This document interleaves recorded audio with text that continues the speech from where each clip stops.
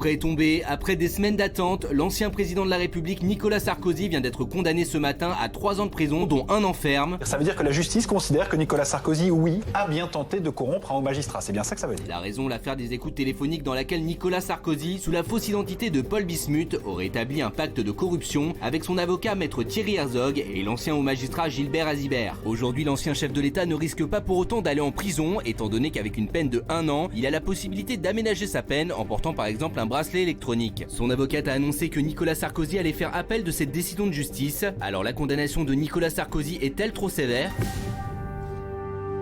Merci à Pierre Farge d'être avec nous, avocat pénaliste. Vous savez qu'à chaque fois que vous venez sur ce plateau, Tiffany Bonvoisin, voilà, est très heureuse. J'aime beaucoup. Voilà, Bonsoir, merci. Tiffany, merci. Mais Cyril. il est avant tout avocat. Voilà, donc il faut le lâcher. Il a du travail. Merci. Merci Pierre Farge d'être là. Et merci à Olivier Marleix d'être avec nous, député Les Républicains, vice-président LR, ancien conseiller de Nicolas Sarkozy. Merci d'être avec nous. Alors d'abord, je voudrais faire un petit tour de table. Et je vais m'adresser d'abord à Stéphane Tapie. Je sais que vous connaissez bien le dossier.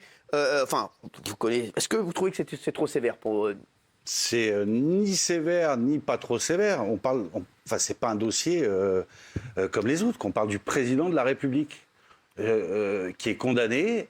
Après, c'est un dossier où on n'en est qu'à la première mi-temps. Il y a une deuxième mi-temps. Après, il y aura sûrement une cassation. Donc, est-ce que la sanction est sévère ? J'ai pas mis le nez dans le dossier un petit peu comme tout le monde. Donc, non. Par rapport aux faits, notre avocat pourra vous le confirmer, on risque jusqu'à 10 ans de prison sur une affaire comme celle-ci. Par rapport aux réquisitions qui avaient été faites, où il avait été demandé 2 ans ferme, parce que le sursis, c'était surtout 2 ans ferme, histoire de bien être sûr que ça soit de la prison, là dont on parle. Il faut pas. On parle du président, donc là on n'est pas en train de parler de l'OANA, de autre chose. On parle du président de la République. Donc est-ce que c'est sévère ? Non, si les faits sont avérés, pardon. Mais voilà, c'est le début. On est au tout début de l'histoire. Alors, nous, quand on voit ça de l'extérieur, on connaît pas trop bien le dossier, mais maître, est-ce que vous pensez que Nicolas Sarkozy aujourd'hui, est-ce que vous pensez que la peine est trop sévère ? Alors, moi, je ne connais pas le dossier, je n'ai pas eu accès au dossier. Je donne mon avis comme avocat, mais aussi comme justiciable. Je connais un petit peu les arcanes judiciaires. Moi, je pense que Nicolas Sarkozy a été jugé sur des faits présumés de corruption qui ne trouvent pas un début d'exécution. Et deuxième point, que ces éléments ont été obtenus dans le cadre d'écoutes déloyales. Écouter des avocats...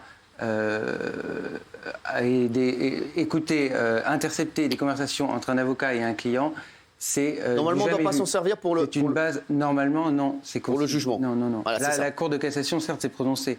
La profession a été vent debout sur ces procédés. C'est peut-être en ça qu'on pourrait considérer qu'il s'agit d'un procès politique. Mais remettre en cause le secret professionnel qui est absolu normalement entre un avocat et son client, c'est porter atteinte à l'état de droit, c'est remettre en cause ce principe démocratique qui est inscrit dans notre Constitution. Alors Olivier Marleix, vous, quand vous avez appris la décision aujourd'hui, quelle a été votre réaction ? Vous êtes dit c'est trop sévère ? Oui, bien sûr, un peu estomaqué par la lourdeur quand même de cette décision. Nicolas Sarkozy, un ancien président de la République, il n'est pas au-dessus des lois, on est bien d'accord, mais il a droit, comme tous les politiques, il a droit quand même à un procès équitable, comme tout le monde. Pour vous, ça n'a pas été le cas ? Dans cette affaire, non, il y a beaucoup de choses qui posent problème. Vous avez quand même le fait que le parquet national financier, après des années d'investigation, n'a pas été capable d'amener une preuve. Il n'y avait pas de preuve, il y avait juste une intuition de sa part. Et ensuite, vous n'avez pas de... le délit n'a pas été commis lui-même. Donc il est jugé, Nicolas Sarkozy, sur une pour l'intuition d'une intention. Mais qui d'autre en France est puni de peine de prison pour l'intention d'avoir commis un délit. Ça n'existe pas. Donc oui, effectivement... Donc ça, il n'y a pas de cas avant... Pas de précédent. Sur l'intuition... déjà, l'intention de faire... L'intention seulement de commettre un délit. Je ne dis pas de commettre un crime, on parle d'un délit. C'est quand même d'une sévérité extrême. Et puis ensuite, les conditions de cette enquête qui ont été quand même assez extravagantes. 7 mois d'écoute, 24 heures sur 24. Qui en France a le droit à un tel régime de 7 mois d'écoute. Les terroristes, en général, n'ont pas autant de surveillance que ça. Donc, on a eu quand même ensuite toute une instruction à charge. Toutes les affaires concernant Nicolas Sarkozy sont confiées au même magistrat.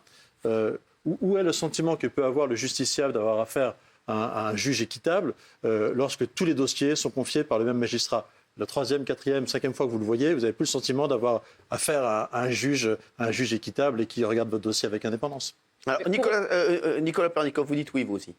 Je dis oui pour une raison simple, c'est qu'aujourd'hui, 2 avocats qui se parlent ensemble sur n'importe quelle affaire n'ont pas le droit de communiquer leurs discussions pour l'un ou l'autre des témoins. Oui, donc, c'est pas ça qui était. Non, mais attention. En l'occurrence, là, ils ont été écoutés, donc ça a été fait à leur insu, et ça a été utilisé et exploité. Donc c'est un véritable scandale parce que ça va remettre toutes les affaires en l'air pour des particuliers ou des gens lambda comme nous. Donc c'est un vrai scandale. La question, Nicolas Sarkozy, là pour l'instant, ce serait 1 an ferme. Est-ce que ça veut dire... Il fait appel. Il fait appel. Oui, bien sûr, il fait appel. Mais si la hein. décision est confirmée, est-ce que ça voudrait dire... C'est ça la vraie question que se posent les téléspectateurs. Nous, voilà, est-ce que ça voudrait dire que Nicolas Sarkozy peut passer 1 an en prison ou pas? C'est la question, voilà. Oui, donc il faut la poser. Gilles Verdet. Bien sûr, il n'y a pas de justice à 2 vitesses et non, comme tout le monde, condamné même à 1 an ferme, si en appel il est recondamné, il n'ira pas en prison. C'est un aménagement de peine. Et d'ailleurs, la présidente...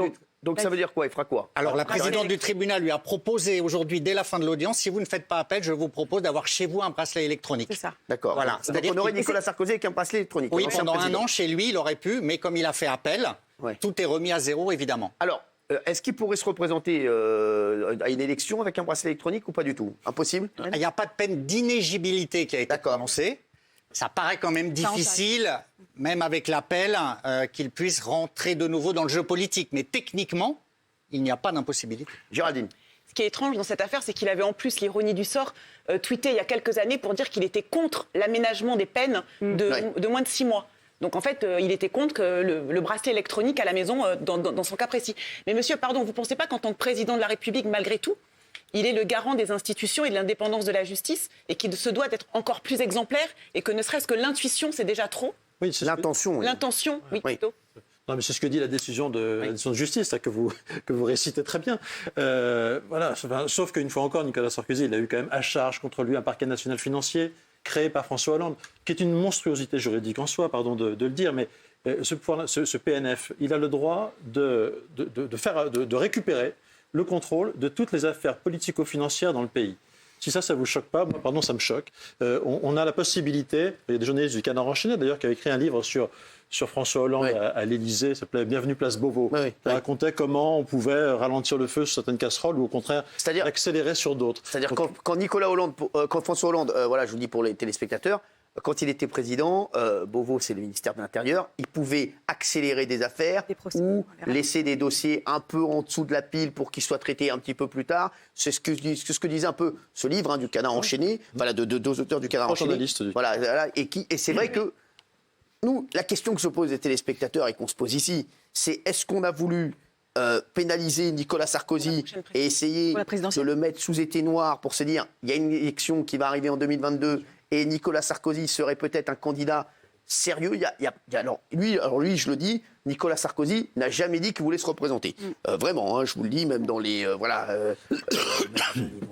dans les trucs, j'ai jamais entendu qu'on me dise Nicolas Sarkozy veut se présenter. Mais peut-être l'entourage. Quoi? L'entourage. Non, l'entourage veut, mais Nicolas Sarkozy ne veut pas. L'entourage est favorable. De droite préféré des Français. À droite, il est le principal opposant putatif du président de la République. Donc c'est un homme qui compte incontestablement à la veille des présidentielles. Oui, Olivier, oui, il compte, mais c'est surtout l'entourage qui voudrait que Nicolas Sarkozy, et qui dise à Nicolas Sarkozy, je vous dis ce qui se passe, il faut que tu y ailles, c'est toi l'homme de la situation, maintenant c'est à toi d'y aller. Et c'est vrai que lui, on l'a jamais entendu dire, j'ai envie d'y aller. Donc pour l'instant, mais est-ce que on s'est pas dit, comme c'est ce qu'on s'est pas dit à un moment, il faut peut-être le mettre hors jeu. Aussi, je pose toutes les questions, hein, voilà, comme ça, les questions qui se posent et qui arrivent sur les réseaux sociaux. Bernard Montiel, porte-parole du gouvernement, Olivier Marleix. Voilà, donc, je vais vous dire, Nicolas Sarkozy, il est très fédérateur à droite. Tout le monde rêve que ce soit lui qui se présente. Lui, il ne veut pas se présenter, d'après mes informations. Et je vais vous dire, la situation dans laquelle il est beaucoup plus fort. Parce qu'il conseille un peu tout le monde. Je vois Xavier Bertrand lui court un peu après pour essayer d'avoir son soutien. Tout le monde va courir après le soutien de Nicolas Sarkozy. Bon, maintenant, avec cette affaire, c'est un peu compliqué. Ce que je voulais dire simplement, c'est que par rapport à ces affaires judiciaires, il y a toujours eu un désamour très important entre lui et le syndicat des magistrats. Ça date depuis le ministère de l'Intérieur. L'affaire de Pornic en 2005, où c'était l'histoire d'un présumé meurtrier. Lui, il avait dit qu'il fallait le condamner, alors que les magistrats l'avaient libéré. Puis le mur des ça a cons. commencé comme ça. Ça fait des années qu'il est en guerre contre les magistrats. Et là, peut-être qu'il se venge aussi un peu. Pour autant, vous ne pouvez pas non plus victimiser. C'est-à-dire que malgré tout, il a été relaxé dans plein d'affaires, Nicolas Sarkozy. Vous êtes d'accord? Donc la justice fonctionne bien dans notre pays. Monsieur il a été relaxé. Toutes les affaires de concerne sont opportunément encore ouvertes, notamment une fois encore grâce à l'énergie qu'a mis le PNF et les juges Tournaire. Et puis, non, ça pose quand même une question assez sérieuse, effectivement, qui est celle que, je voudrais rappeler qu'en 2017, l'élection présidentielle, elle a quand même été un tout petit peu influencée, que ça nous plaise ou non, il faut le constater, par l'éruption du PNF dans cette affaire. Sur le dossier Fillon, c'est la première fois que dans une affaire de présumé emploi fictif, on retenait la qualification de détournement de fonds publics. C'est une innovation. À 3 mois d'élection présidentielle, le PNF se permet d'innover et de mettre en cause le candidat favori à l'élection présidentielle. Nicolas, ce serait bien que les Français aient le droit quand même de voter à l'élection présidentielle, indépendamment des prescriptions de la justice. Benjamin Castaldi, pour vous, c'est sévère pour Nicolas Sarkozy. Bah oui, parce que moi, je me suis un peu documenté, et notamment Le Monde qui a fait un article très précis au moment des auditions et qui dit que clairement, le dossier, il est totalement vide. Donc, c'est vrai que quand on lit ça et qu'on ne comprend pas pourquoi, quand il y a un dossier qui est vide et que rien n'est prouvé, et qu'il y aurait éventuellement une intention, prendre 3 ans de prison, dont 1 an ferme, excusez-moi, je trouve ça sévère, oui. Franchement, vraiment. Oui. À savoir si ça pourrait être une manœuvre politique pour le museler à l'approche des élections. On n'en sait rien. Tout est possible en politique. On avait dit la même chose sur l'affaire DSK. Plusieurs années après, on n'a toujours trouvé aucun fait qui affirme cette thèse. Mais en tout cas, ce qui est sûr, c'est que là, ça paraît à beaucoup de gens trop ferme parce que c'est tabou et c'est nouveau le fait qu'on enferme maintenant des hommes politiques, voire un président de la République. Mais depuis l'affaire Balkany, on sait que maintenant que même un homme politique peut aller faire de la prison ferme, peut-être qu'il en fera aussi, on n'en sait rien. Stéphane Tapie. Non, mais il ne faut pas rentrer dans la parano où c'est-à-dire quelqu'un aurait pris la décision d'appeler la juge en disant condamnez-le, c'est potentiellement un candidat dangereux pour nous. Ça n'existe pas, là. On est sur les réseaux sociaux, là. Ça n'existe pas, ça, Stéphane Tapie, pour nos téléspectateurs. Il y a beaucoup de gens aussi qui demandent... Mais ne serait-ce qu'aucun homme politique ne prendra le risque d'appeler un juge d'instruction ou un juge de siège, parce qu'il faut faire la différence. Alors, il y a le PNF, évidemment. Alors, le PNF, il y a plein de gens qui disent qu'est-ce que c'est que le PNF? Parce que le parquet national financier qui instruit les dossiers. Parquet national financier qui avait été mis en place par François Hollande. Voilà, qui a instruit les dossiers et qui est accusé par la droite, globalement, d'être à la solde de la gauche. Voilà, globalement, pour résumer. Voilà, parce que ça avait été mis en place par François Hollande. Donc voilà, les gens disent que c'est à la solde de la gauche. Et c'est vrai que le président a souvent eu affaire au même magistrat, mais le magistrat instructeur, pas le magistrat de siège. Il y a une grande différence entre le magistrat instructeur et le magistrat de siège. Il peut aller à l'encontre. Alors, pour rejoindre Benjamin, c'est vrai qu'il y a beaucoup d'articles qui disent qu'il n'y a pas grand-chose dans le dossier, si bien qu'au dernier moment, le parquet financier a envoyé pour plaider le premier procureur du parquet financier. C'était vraiment la dernière limite. Juste, maître, si ça avait été quelqu'un d'autre que Nicolas Sarkozy, est-ce que la peine... Moi, la question, elle est simple, pour vraiment que tout le monde comprenne, et pour que je comprenne moi aussi. Est-ce qu'il aurait eu la même sanction ? Moi, je ne peux pas me prononcer sur ce qu'un magistrat aurait dû dire ou pas. Non, mais est-ce que... Moi, je pense qu'au niveau international, si on peut prendre un peu plus de hauteur, au jour, avec les restrictions de liberté, la démocratie qui est remise en cause, avec toutes les restrictions de liberté qu'on a, qui sont sans précédent, avoir aujourd'hui, dans l'opinion internationale, la France, un président de la République qui est condamné, je me demande si ça honore les valeurs de la République et l'image du pays. Voilà. Vous pensez que c'est préjudiciable pour la France ? Pour l'image de la France, bien sûr. Voilà. C'était déjà arrivé pour M. Chirac. Non, il ne faut pas que M. Sarkozy, pour les emplois fictifs de la mairie de Paris, de l'actualité et échappe à son procès. Il doit rendre compte devant la justice des faits qui lui sont reprochés. Mais alors, moi, j'interroge 2 choses, qui n'est pas un début d'éléments qui permettent de caractériser cet acte de corruption. Et le deuxième point, c'est qu'on se soit servi d'écoute, selon moi, totalement déloyale entre un avocat et son client. C'est ce qu'on dit aux téléspectateurs, c'est-à-dire qu'on s'est servi d'écoute. C'est pas légal de faire ça. Qui été utilisé pour une autre affaire. La Cour de casse avait déjà tranché, elle avait accepté. Mais bien sûr, c'est accepté. Olivier Marleix, vous êtes député des Républicains, vice-président des Républicains. Est-ce que vous vous aimeriez que Nicolas Sarkozy soit candidat en 2022? Je sais pas, on fait tout pour lui donner envie, peut-être. C'est ça, l'entourage. L'entourage. Vous seriez envie, vous? De revenir, non. Écoutez, j'ai un grand attachement avec Nicolas Sarkozy, mais pour Nicolas Sarkozy, je suis pas sûr que ce soit l'actualité du jour. C'est pour moi, je vais vous dire, pour moi, c'est l'actualité du jour. Bah oui. En vrai. Non, savoir s'il est candidat ou pas. Non, bah si, parce que la vraie question que tous les Français se posent aujourd'hui et qui nous regardent en direct, c'est est-ce que cette condamnation, elle va mettre des bâtons dans les roues à Nicolas Sarkozy s'il préparait peut-être une éventuelle candidature, ou bien est-ce qu'elle ne change rien, et si Nicolas Sarkozy veut se présenter en 2022, il se présentera et ça ne changera rien. Parce qu'on le sait, et je vous le dis, c'est un secret. Je crois que tout le monde, tous les Républicains, enfin la majeure partie des Républicains, cherchent un leader actuellement. Voilà. Alors ils ont Xavier Bertrand, qui est dans les sondages plutôt même pas mal placé. Il est à 15 ou 16%, donc c'est plutôt bien, qui s'en sort bien. Disons partout chez les Républicains. Tout le monde rêve d'un retour de Nicolas Sarkozy au sein de la droite. Tout le monde, je sais pas, il y a quelques à part ceux mais qui... en tout cas, ce qui est certain, c'est que Nicolas Sarkozy reste la figure la plus populaire à droite, la plus fédératrice dans l'électorat de droite. Et cette décision, elle montre à travers, et celle-là, et puis une fois encore, toutes les enquêtes ont été ouvertes par le PNF. Il y a quelques semaines encore, vous avez eu un signalement de Tracfin qui a donné lieu à une ouverture d'enquête. Et ça, tout ça montre qu'effectivement, la candidature de Nicolas Sarkozy, visiblement, fait peur à certains et peut-être au pouvoir en place. Et est-ce que ça peut être préjudiciable pour lui, pour sa candidature, s'il se présentait en 2022? Écoutez, malheureusement, il a fait preuve d'une énergie, donc le fait qu'il fasse peur, effectivement...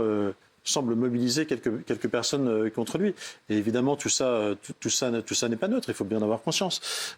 Ça a déjà joué contre lui en 2016, ces enquêtes ouvertes dans la primaire droite, ça a déjà joué contre lui. Donc aujourd'hui, il y a évidemment une question d'honneur pour lui à laver. Malheureusement, le calendrier judiciaire... Carla Bruni a réagi, sa femme, Carla Bruni Sarkozy, a dit qu'il y avait un acharnement contre Nicolas Sarkozy, c'est ce qu'a tweeté Carla. Est-ce que... Hashtag injustice. Oui, hashtag injustice. Est-ce qu'en tant que femme, Valérie, est-ce que vous aimez ce genre de prise de position Là, c'est à la fois une prise de position personnelle et une prise de position de première dame, d'ex-première dame en tout cas. Sa parole est une parole politique à ce moment-là. En montrant son amour et en montrant qu'elle est derrière Nicolas Sarkozy, c'est aussi non seulement une femme qui aime son mari, mais c'est également une ex-première dame qui dit... Cet homme-là, ce président de la République, est innocent et moi, je suis toujours derrière cet ex-président de la République. Moi, je trouve ça super beau, très courageux, vraiment très émouvant. À chaque fois, elle le soutient avec beaucoup de bagou, je trouve. Guillaume, il y a plein de gens qui disaient qu'elle serait plus là quand Nicolas Sarkozy n'était plus président. Là, elle le soutient plus que jamais. C'est pas la première fois qu'elle le soutient publiquement. Vous pensez que Carla Bruni Sarkozy, elle pousse Nicolas Sarkozy à se représenter en 2022 ou pas? Non, pas du tout l'inverse. Stéphane. Ah oui, l'inverse. Elle est très heureuse comme elle est aujourd'hui. C'est ça. Oui. Et puis Nicolas Sarkozy, il n'est pas hors jeu. Aujourd'hui, un grand nombre de députés, de présidents de région continuent à le consulter. Il s'entend plutôt bien avec Emmanuel Macron. Exactement, c'est ce que j'allais dire. Emmanuel Macron le consulte sur des... c'est ça. Absolument. Ils s'entendent bien, les deux. Ils s'entendent très bien, ils se reçoivent, il n'y a pas de problème. Moi, j'ai reçu récemment Carla, qui justement me disait qu'il n'y avait aucun problème, qu'ils s'entendaient... Sur RFM. Oui, ils s'entendaient c'est dingue, il y a vraiment des gens qui vont sur RFM. Ils s'entendaient très bien. Ils s'entendaient très bien et que justement, ils se consultaient, qu'ils se parlaient beaucoup et que c'était pas, contrairement à ce qu'a dit monsieur, c'était pas du tout le pouvoir en place qui se mêle de quoi que ce soit, puisqu'ils s'entendent assez bien. Le danger ne vient pas de là. Le danger vient d'où alors? Monsieur Bonnert, nommé par le président Macron, vient plaider contre Nicolas Sarkozy. Je m'interrogerai sur mes relations avec celui qui a nommé monsieur Bonnert le PNF. Non, mais quand vous voyez aussi tous ceux de la droite qui ont laissé des messages un peu bizarres justement sur la condamnation de M. Sarkozy, il y a des questions à se poser aussi à droite. Gilles Verdès, vous voulez rajouter? Oui, moi je ne suis pas d'accord sur le fond du dossier, mais on peut se poser parce qu'il y a quand même pacte de corruption, monsieur, dans la condamnation. Mais sur l'agenda judiciaire, on peut se poser des questions. Le procès des écoutes, dans 15 jours, le procès Pygmalion, avec son avocat qui a fait appel, M. Herzog, son avocat historique, qui a été condamné aussi et qui lui a une peine d'interdiction de la profession, donc il n'aurait pas pu, s'il ne fait pas appel, il ne peut pas le défendre. Non mais s'il ne fait pas appel, il n'aurait pas pu le défendre. Vous êtes trop technique là, regardez, c'est parti. Oui à 31%, non à 69%. Voyez ou pas, donc les gens pensent que la peine n'est pas trop sévère à 69%. Merci.